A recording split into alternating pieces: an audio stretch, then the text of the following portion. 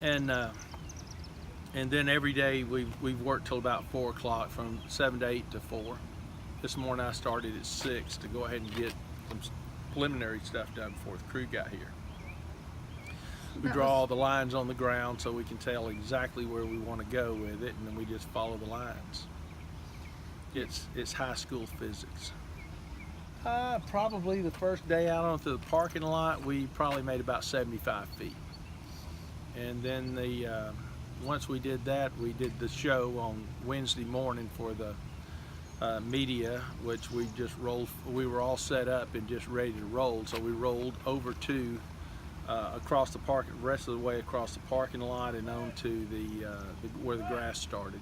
And then we spent a whole day of building ramps to cross the road, because they were all afraid that I was going to drive down in the hole and drive back out, and I wasn't going to do any of that. But trying to get them convinced that I know what I was doing. So we just drove it in a straight line. So we built bridges basically to span the road so I didn't do damage to the street. We've been doing this a long time. How long have you been doing it? About 44 years. My sons, the two sons over here, they're 4th generation at this, and they've helped me for several summers. But and they're really good at it too. They're going to be naturals if they want to continue this and not do something else like play with computers. And I did change some stuff about my initial layout. I planned, because of the narrow telephone poles on the other lot, I planned to turn it 90 degrees, drive across the road, and then turn it back 90 degrees. And I changed that.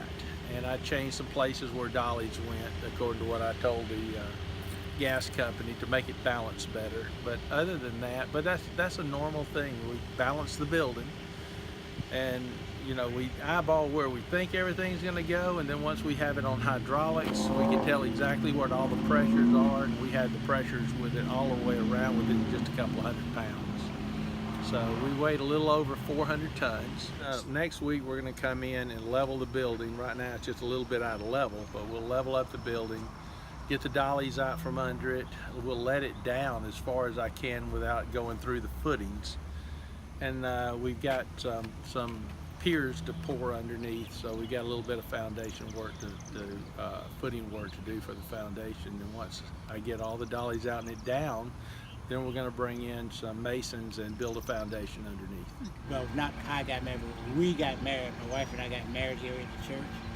Not only did we get married here at the church, but my wife has been a member of the church since birth, And I came along when I married her, and we got married, and then I became a member at that time. So I've been a member for quite a while here at the church, and as far as the church actually being moved, I'm so happy that it wasn't destroyed, demolished, And that's one thing that I say about Augusta sometimes, is that we tend to tear down those significant structures in our community rather than trying to restore them. And I'm just glad that we got to this point where the church is being restored rather than demolished. And we were married at Payne College 19 years ago, when the church had been displaced and the new church had not been built as of yet. So as far as my reaction to the church is, I'm glad to see the church is still going to be preserved, not just torn down and nothing but old rubble, because there's a lot of history that's here. I mean, you're looking at 100 and something years of history. The church, Trinity CME Church, has been out for 176 years, but this is where everything really actually started. When you look at some of the members here, you had actually people that you knew. James Brown used to come through here quite often. He was very active in the church.